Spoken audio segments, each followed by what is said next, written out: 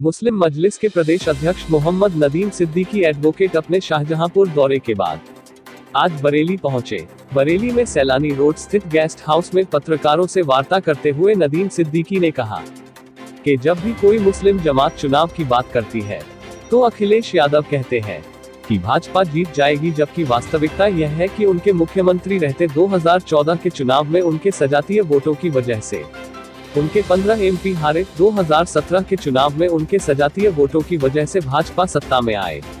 2019 के चुनाव में उनके सजातीय वोटों की वजह से उनकी पत्नी और उनके परिवार के लोग चुनाव हारे। तीनों चुनावों में मुस्लिम पार्टियां चुनाव से बाहर रही, जबकि मुस्लिम समाज तीनों चुनावों में पूर्ण रूप से उनके साथ रहा। नदीम सिद्दीकी ने कहा, हम अखिलेश यादव से पूछना चाहते हैं, 3 बार आपके समाज ने आपको नाकार दिया, उसके बाद आप भाजपा का खौफ मुसलमानों को दिखाना बंद करें। उन्होंने कहा, अखिलेश जी, आपने और आपके पिताजी ने हमेशा भाजपा को ताकतवर किया है और मुस्लिम जमातों को कमजोर किया है, आखिर क्यों? बरेली से मुस्तकीम मंसूरी की रिपोर्ट। सर, आपका परिचय पहले जानना चाहेंगे। मेरा नाम है नदीम सिद्दीकी, वकालत करता हूँ, ऑल इंडिया मुस्लिम मजलिस उत्तर प्रदेश का सदर हूँ। नदीम साहब, आज आपका आगमन बरेली हुआ है और चूंकि आज ही आचार संहिता लगी है, जैसा कि चुनाव की गहमागहमी चल रही है, तमाम भाजपा को हराने की बात करते हैं, इस पर क्या कहना चाहेंगे? जो सो कॉल्ड सेकुलर पार्टियां भाजपा को हराने के नाम पे मुसलमानों का वोट लेती हैं और लेने की कोशिश कर रही हैं, हम समझते हैं वो बेईमानी कर रही हैं और वो और ज़्यादा भाजपा को इस नारे के साथ मजबूत करती हैं। यही नहीं, मुसलमान उनके झांसे में आकर जितना ही बीजेपी को हराने की बात करता है, उससे उसको बीजेपी को ही फ़ायदा होता है। अगर ये सेकुलर पार्टियां जो कही जाती हैं अपने को वाकई बीजेपी को हराना चाहती होती तो इनको सबको इकट्ठा होकर के बीजेपी के खिलाफ इलेक्शन लड़ना चाहिए था। जैसा कि 77 में जब कांग्रेस के बारे में पूरी जनता में उनकी मुखालफत थी और लोग इकट्ठा होकर के और जनता पार्टी के तहत वो इलेक्शन लड़े थे और कांग्रेस धराशायी हुई थी। तो ईमानदारी की बात है कि ये सब पार्टियां, चाहे सपा हो, बसपा हो, कांग्रेस हो, बात तो करती हैं, लेकिन ये बीजेपी को हराना नहीं चाहती हैं, बल्कि बीजेपी से डरा के मुसलमानों का वोट लेकर अपनी सियासी हैसियत बनाना चाहती हैं। नदीम साहब, सपा सुप्रीमो अखिलेश यादव का ये कहना है कि हम भाजपा को सत्ता से बाहर कर सकते हैं और हम ही सत्ता से बाहर करेंगे, तो इस पर आप क्या कहना चाहेंगे? इसमें मेरा साफ साफ ये कहना है कि जो इलेक्शन अखिलेश यादव जी के मुख्यमंत्री रहते हुआ था और उनकी 22 पार्लियामेंट की सीट थी, वो 15 हो गई थी 2014 में।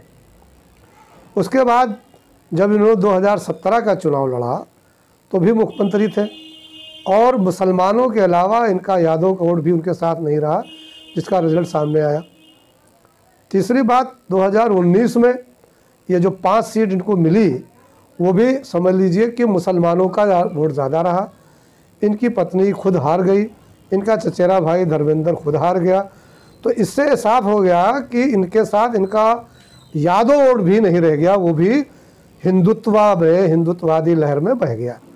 और मुसलमान तब भी इंटैक्ट इनके साथ था, दूसरे इलेक्शन में भी साथ था और इस वक्त मुसलमान हुई को अपने साथ ही रखने के लिए सारा ड्रामा कर रहे हैं, जबकि इनका अपना वोट जो हमारी समझ से अभी इनके साथ आने को तैयार नहीं है और ये जानते भी हैं। इसीलिए ये कभी यादव सम्मेलन आज तक नहीं कर रहे हैं।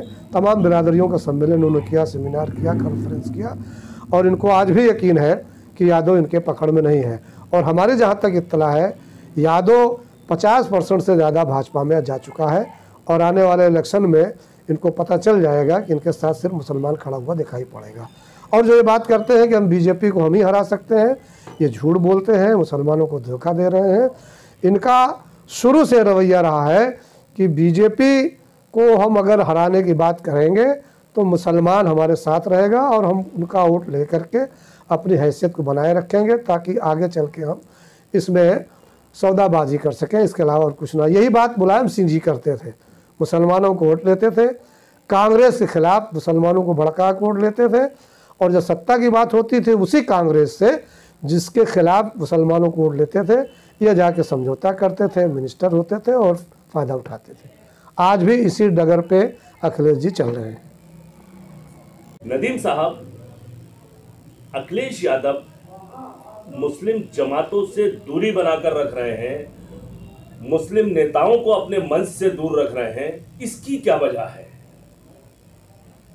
मैंने पहले भी आपसे कहा कि अखिलेश यादव जी या इनके वालिद साहब मुलायम सिंह जी हमेशा मुस्लिम वोट तो चाहा उन्होंने, और व्यक्तिगत तौर से या इनफरादी तौर से मुसलमानों से बात तो करते रहे हैं, लेकिन जमाती सतह पर किसी मुस्लिम सियासी जमात से, संगठन से कभी बात नहीं करना चाहा।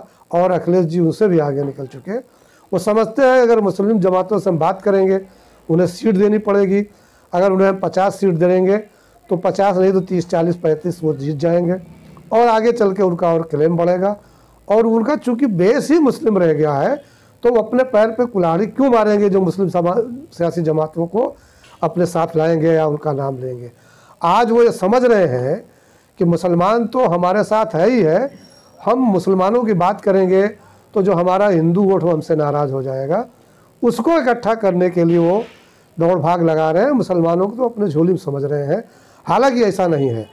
मुसलमान इस तरह से उनके पीछे नहीं भागेगा जैसा पीछे भाग चुका है। और यही नहीं, कांग्रेस भी एहतियात कर रही है, उसके भी जिम्मेदार समाजवादी पार्टी के लीडर हैं।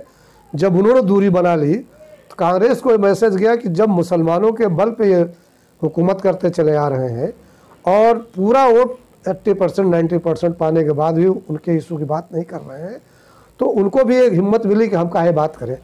तो इसका नुकसान यहाँ भी हुआ कि जो बसपा या कांग्रेस भी बात नहीं कर रही मुस्लिम सियासी जमातों से, वो भी उसके जिम्मेदार समाजवादी पार्टी के लीडरान ही है। नदीम साहब, आचार संहिता लागू हो गई है, चुनाव की सरगर्मियां तेजी से बढ़ गई हैं। ऐसी सूरत में आपकी पार्टी मुस्लिम मजलिस, मुस्लिम लीग, नेशनल लीग और जितनी भी जमातें हैं, इनकी भूमिका क्या रहेगी?